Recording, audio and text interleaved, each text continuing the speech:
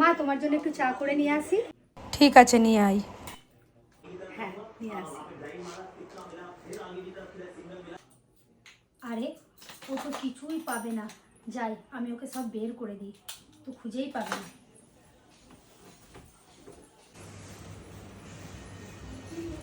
এই নে মা, 2 কাপ আর সসপ্যান, আর এইখানে আছে চা ছাকনা, আর এখানে চিনি চা পাতার কন্টেনার।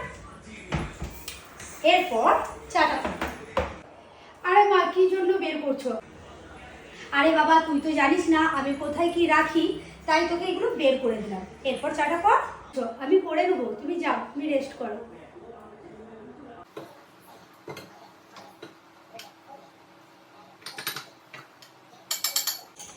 যাই, শাশুড়ি আর আমি মিলে একসঙ্গে আজকে চা খাবো আর খুব আড্ডা দেবো।